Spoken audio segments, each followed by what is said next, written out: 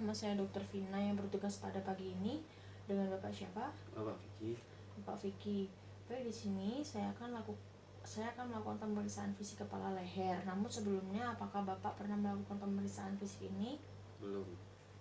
Baik, pemeriksaan fisik kepala leher ini bertujuan untuk mengetahui apakah ada kelainan atau hal yang abnormal pada kepala maupun leher Bapak.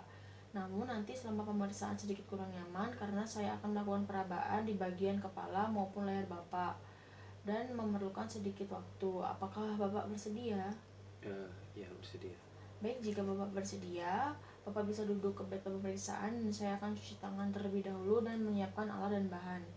Baik, sebelum melakukan prosedur, saya akan cuci tangan dengan amalkan cuci tangan terlebih dahulu. Di sini saya menggunakan sabun. Saya akan basahi terlebih dahulu.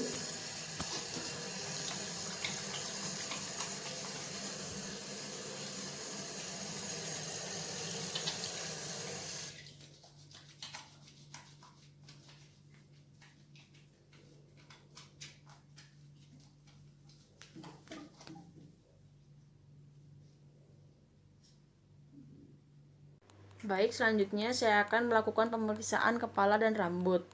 Yang pertama, saya akan melakukan pemeriksaan pada bagian kepala dan rambut Bapak, di mana pemeriksaan ini terdiri atas inspeksi dan palpasi, yang bertujuan untuk mengetahui apakah ada abnormalitas pada bentuk kepala dan wajah, serta apakah terdapat benjolan, lekukan, nyeri tekan, ataupun gerakan yang tidak bertujuan.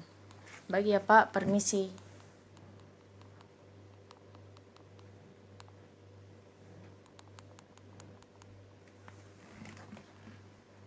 Baik, dari hasil pemeriksaan bahwa tidak terdapat abnormalitas pada bentuk wajah seperti mixed edema maupun Cushing syndrome dan lain sebagainya, tidak terdapat benjolan, lekukan, ataupun nyeri tekan pada kepala, dan gerakan yang tidak bertujuan. Baik, dari hasil pemeriksaan tidak ditemukan adanya abnormalitas pada bentuk kepala dan tidak terdapat nyeri tekan ketika dilakukan palpasi. Selanjutnya saya akan melakukan pemeriksaan rambut. Baik, di sini saya perhatikan warna rambut dominan hitam, di mana sedikit rambut yang berwarna putih, dan untuk penyebaran rambutnya itu merata.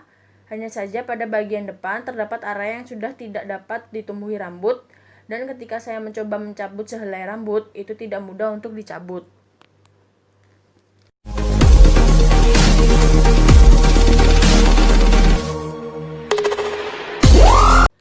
Baik, selanjutnya saya akan lanjutkan untuk pemeriksaan mata. Yaitu di sini saya akan melakukan inspeksi secara umum terlebih dahulu. Jadi dari hasil pengamatan tidak ditemukan adanya asimetrisitas pada kedua mata atau kedua matanya simetris antara kanan dan kiri, tidak terdapat strabismus, tidak terdapat benjolan maupun tidak terdapat tanda-tanda inflamasi pada mata kanan maupun mata kiri. Selanjutnya Bapak minta tolong untuk melihat ke atas, Pak. Selanjutnya saya akan menarik kelopak mata bawah ke arah bawah. Dan kemudian saya akan melihat dengan menggunakan pen light.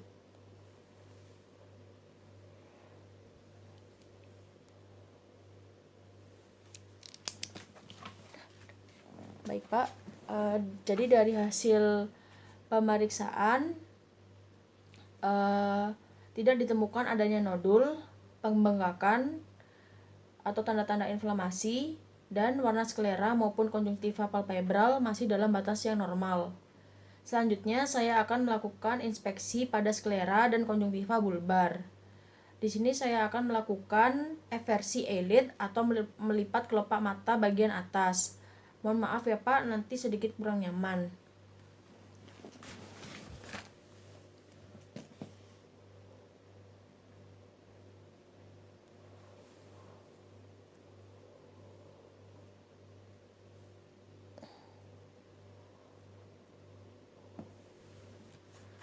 Baik, dari hasil pemeriksaan, baik Pak, udah. Baik, dari hasil pemeriksaan tidak didapatkan benjolan, inflamasi, maupun tanda-tanda peradangan ataupun nodul.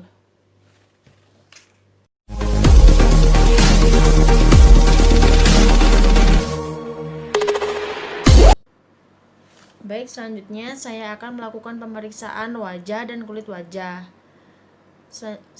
Di mana pemeriksaan pada bagian wajah dan kulit wajah, di sini saya akan melakukan pemeriksaan pada saat Bapak dalam kondisi statis dan dinamis. Jadi, pertama saya akan lakukan inspeksi terlebih dahulu untuk melihat simetrisitas wajah, apakah ada pembengkakan, benjolan, ataupun ada tidaknya gerakan involunter. Baik, setelah saya perhatikan, tidak ditemukan adanya hal abnormal tersebut. Selanjutnya, saya minta Bapak untuk senyum. Baik, selanjutnya saya meminta Bapak untuk mengerutkan dahi.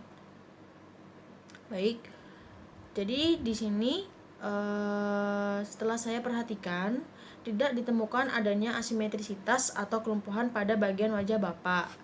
Kemudian saya akan memeriksa kulit wajah Bapak.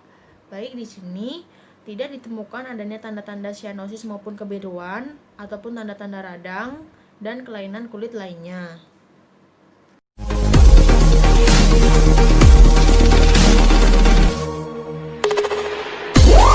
Baik Bapak, selanjutnya saya akan melakukan pemeriksaan telinga, di mana pemeriksaan telinga ini terdiri atas pemeriksaan telinga luar dan telinga tengah, fungsinya untuk mengetahui apakah ada kelainan atau tidak pada telinga luar maupun telinga tengah Bapak. Jadi yang pertama saya akan lakukan pemeriksaan pada telinga luar terlebih dahulu. Baik, di sini saya akan lakukan inspeksi. Baik, dari hasil pengamatan atau inspeksi bahwa daun telinga Bapak tidak mengalami atresia dan tidak terdapat mikrosia atau daun telinga yang kecil, baik itu pada telinga kanan maupun telinga kiri. Kemudian tidak terdapat tanda-tanda inflamasi, benjolan maupun nodul pada telinga kanan maupun telinga kiri.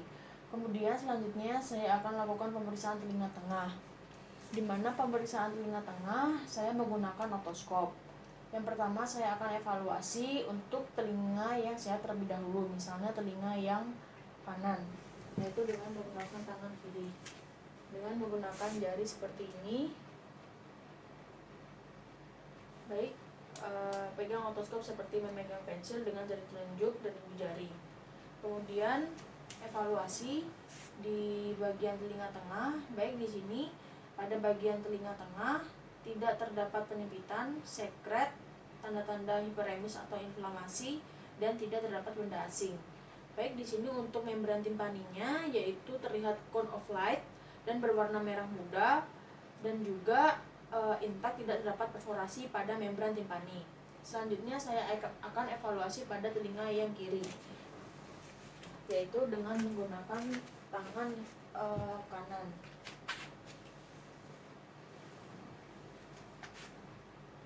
Baik, dari hasil pemeriksaan bahwa pada telinga kiri tidak terdapat sekret, penyempitan, maupun tanda-tanda inflamasi ataupun peradangan dan benda asing. Untuk membran timpaninya di sini terlihat cone of light berwarna merah muda dan intak, tidak terdapat perforasi pada membran timpani. Kemudian selanjutnya saya akan melakukan pemeriksaan nyeri tekan tragus. Baik Bapak, nanti apabila nyeri tolong katakan ya Pak. Pak, apakah nyeri? Enggak. Pak, apakah nyeri? Enggak. Baik, dari hasil pemeriksaan nyeri tekan tragus bahwa tidak terdapat nyeri tekan tragus atau nyeri tekan tragus yang negatif. Apabila terdapat nyeri tekan tragus, itu mengindikasikan terdapat otitis eksterna.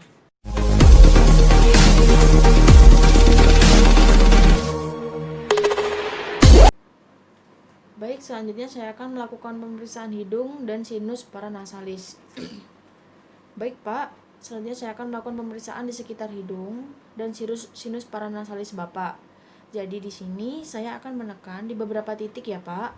Apabila Bapak merasakan nyeri, tolong Bapak katakan saja. Baik, saya mulai melakukan penekanan ya Pak.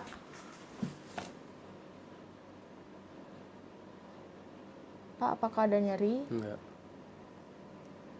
Pak, apakah ada nyeri? Enggak. Pak, apakah ada nyeri? Enggak. Baik, dari hasil pemeriksaan bahwa pasien tidak mengeluhkan adanya nyeri. Kemudian saya akan memeriksa pada bagian hidung Bapak. Baik, setelah saya inspeksi atau saya perhatikan letak hidung Bapak itu simetris antara kanan dan kiri, tidak terdapat deviasi dari septum nasi, tidak terdapat adanya sumbatan atau polimnasi. Kemudian saya akan raba dan tekan ya Pak hidungnya. Permisi Pak. Pak, apakah adanya ditekan? Nggak ada. Baik, setelah dilakukan perabaan dan penekanan pada hidung pasien tidak mengeluarkan adanya nyeri.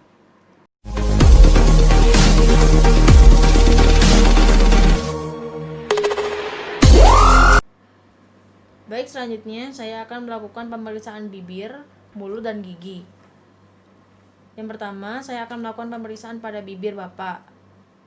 Baik, dari hasil pemeriksaan inspeksi atau pengamatan, setelah saya perhatikan, tidak terdapat tanda-tanda cyanosis atau kebiruan maupun peradangan. Selanjutnya, minta tolong Pak mulutnya dibuka. Baik, di sini saya akan mengevaluasi oral hygiene, warna mukosa mulut, papil dan lidah Bapak. Baik, setelah saya perhatikan oral hygiene Bapak baik, oral hygiene-nya baik, warna mukosanya juga baik, serta papil lidah tidak mengalami atrofi. Selanjutnya Pak, minta tolong julurkan lidahnya.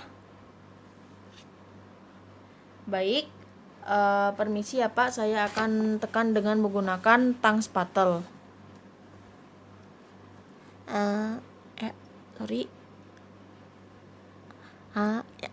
Baik, di sini saya akan mengevaluasi pada palatum durum, palatum mole, dan mengevaluasi tonsilnya.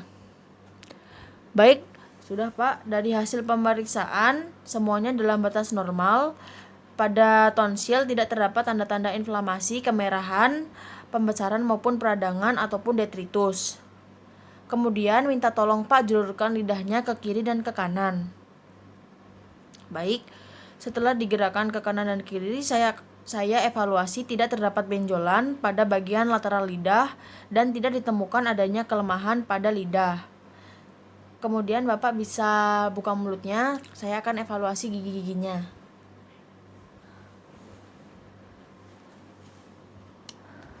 Baik, dari hasil pemeriksaan gigi, jadi di sini jumlah giginya masih lengkap, belum ada yang tanggal. Kemudian tidak ditemukan kelainan pada gigi seperti karies gigi. Kemudian untuk bagian gusinya juga tampak normal dengan warna merah muda. Baik Bapak, kemudian saya lanjutkan untuk pemeriksaan leher.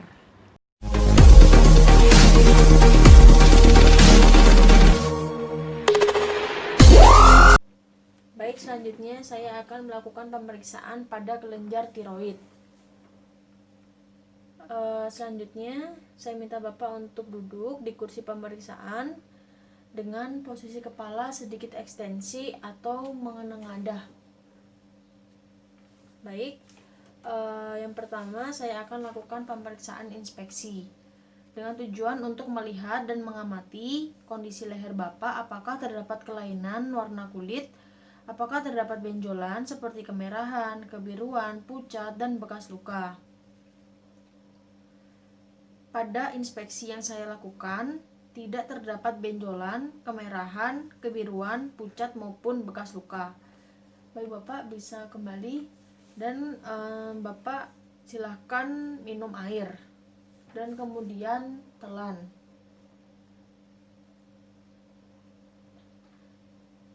Jadi saya telah memperhatikan gerakan leher Bapak ketika menelan air, di mana gerakan dari kelenjar dari permukaan lehernya itu simetris, atau saya melihat pergerakan yang simetris. Selanjutnya saya akan melakukan pemeriksaan palpasi atau perabaan dengan tujuan untuk meraba apakah ada benjolan atau pembesaran pada kelenjar tiroid Bapak. Saya minta Bapak untuk sedikit fleksi atau menunduk supaya otot lehernya tidak tegang dan memudahkan saya untuk melakukan pemeriksaan ini. Kemudian saya akan berdiri di belakang Bapak. Kemudian Saya akan mulai melakukan perabaan dengan menggunakan 3 jari saya di bagian leher. Bapak bisa minum airnya kembali. Baik, nanti saya kalau instruksikan nelen baru nelen. Baik, agak sedikit menunduk. Baik, telan Pak. Baik, dari hasil pemeriksaan palpasi bahwa tidak teraba pembesaran dari kelenjar tiroid dan simetris antara tiroid kanan dan simetris pergerakannya ketika menelan. Kemudian saya akan meraba atau mempalpasi pada kelenjar tiroid yang bagian kanan dengan cara menekan tiroid bagian kiri, kemudian meraba di bagian kanan. Dan begitu pula sebaliknya. Saya akan meraba tiroid bagian kiri dengan menekan di bagian kanan.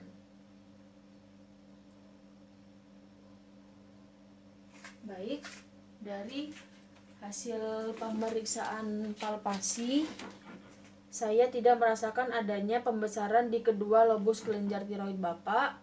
Selain itu juga ditemukan adanya nodul dan pasien tidak mengeluhkan adanya nyeri.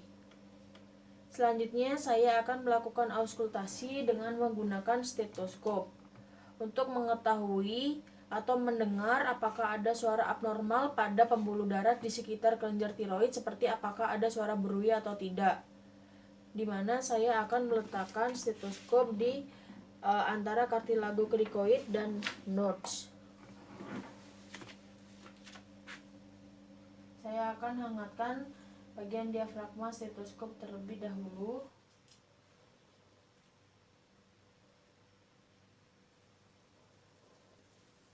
Permisi ya Pak. Iya.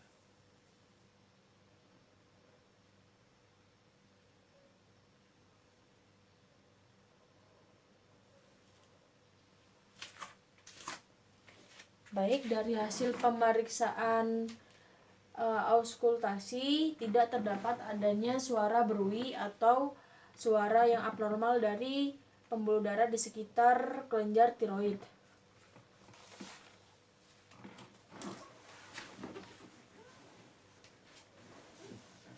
Baik Bapak, dari hasil pemeriksaan kelenjar tiroid yang telah saya lakukan tadi, tidak terdapat abnormalitas baik berupa benjolan, kemerahan, kebiruan, pucat, bekas luka, suara berui maupun pembesaran, sehingga dapat saya simpulkan bahwa saat ini tidak ada kelainan pada kelenjar tiroid Bapak. Apakah ada yang ingin ditanyakan Pak? Nggak ada, Dok. Baik Pak, terima kasih Pak atas kerjasamanya.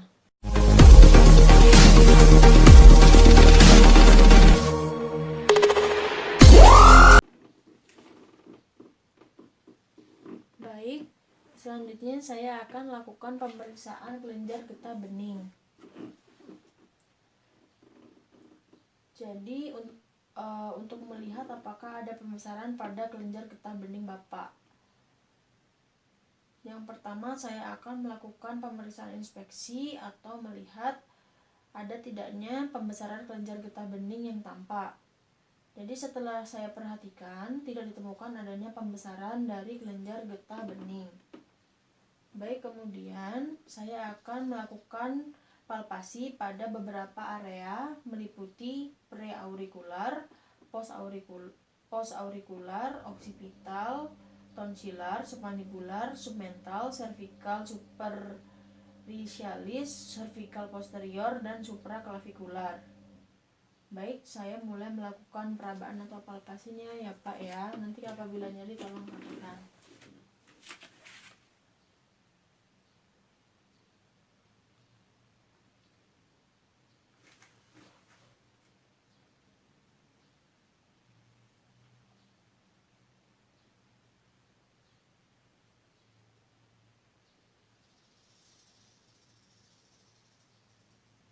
Baik Pak, apakah ada nyeri? Nggak ada. Baik.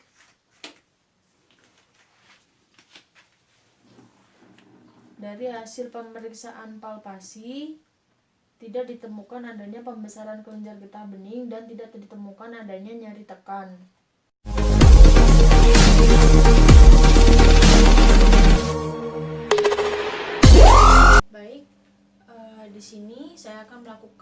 pemeriksaan JVP. Jadi fungsinya untuk mengetahui apakah ada peningkatan dari jugular venous pressure atau tekanan vena jugular atau tidak pada pasien, yang mengindikasikan adanya gagal jantung. Jadi di sini saya akan menyiapkan alatnya, yaitu 2 penggaris. Yang pertama, Bapak minta tolong menoleh ke arah kiri secara maksimal. Ya. Baik, kemudian saya akan identifikasi dari letak vena jugular interna. Jadi letak dari vena jugular interna terdapat di dalam segitiga kail yang dibentuk oleh vena jugular externa, otot sternocleidomastoid, dan juga tulang clavicula. Baik, saya akan mencari pulsasi yang tertinggi dari vena jugular interna. Baik, di sini saya telah menemukan pulsasi yang tertinggi. Kemudian saya akan letakkan penggaris secara horizontal di pulsasi yang tertinggi.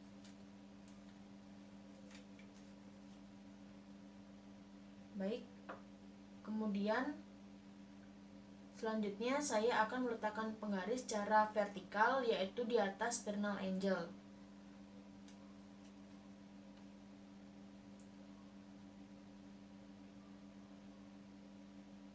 Baik, dari hasil pemeriksaan yaitu tingginya 3 cm H2O dari sternal angel atau sekitar 8 cm H2O dari atrium kanan.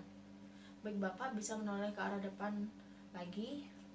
Baik, dari hasil pemeriksaan tidak terdapat peningkatan pada JVP atau tekanan vena jugular.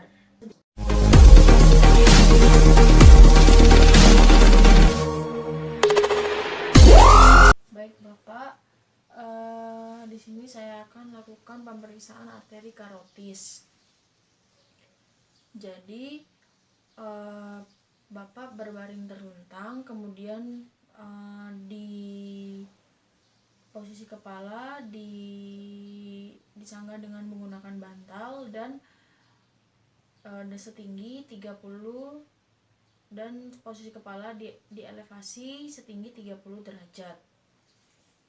Kemudian yang pertama saya akan melakukan inspeksi pada bagian medial otot sternocleidomastoid kanan.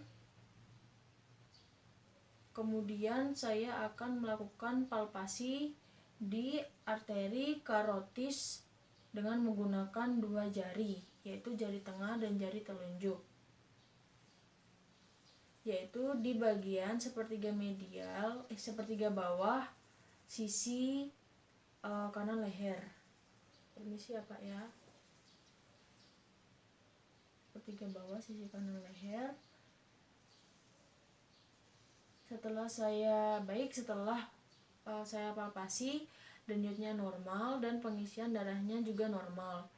Kemudian selanjutnya saya akan melakukan pemeriksaan untuk yang arteri karotis yang kiri, yaitu inspeksi dulu di bagian medial otot sternocleidomastoid yang kiri. Kemudian lakukan perabaan dengan menggunakan 2 jari di sepertiga bawah sisi kiri leher. Kemudian setelah itu setelah saya lakukan palpasi, denyutnya normal dan pengisian darahnya juga normal. Kemudian saya akan melakukan pemeriksaan auskultasi untuk mengetahui apakah ada tidaknya suara berui pada arteri karotis atau tidak, yaitu dengan menggunakan stetoskop. Baik, saya pasang terlebih dahulu.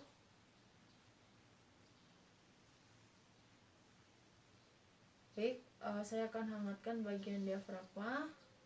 Kemudian saya akan tempelkan di arteri karotis, baik itu kanan maupun kiri. Permisi ya Pak. Ya.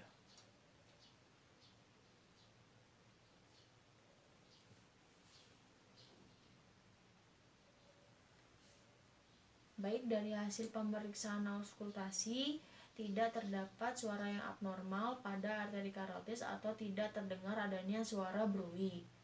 Baik, sekian untuk pemeriksaan arteri karotis. Baik, Pak, di sini saya telah melakukan pemeriksaan kepala dan leher, di mana pemeriksaan lehernya tadi termasuk ada pemeriksaan tekanan vena jugular, lalu ada pemeriksaan kelenjar tiroid dan pemeriksaan arteri karotis, dan juga pemeriksaan kelenjar getah bening. Bahwa pemeriksaan kepala leher ini telah selesai dan dari hasil pemeriksaan tidak didapatkan hasil yang abnormal. Baik Bapak, apakah ada yang ingin ditanyakan? Nggak ada dong. Baik, terima kasih Pak atas waktu dan kerjasamanya. Baik, terima kasih Pak atas waktu dan Ya, kerjasamanya. terima kasih sama-sama.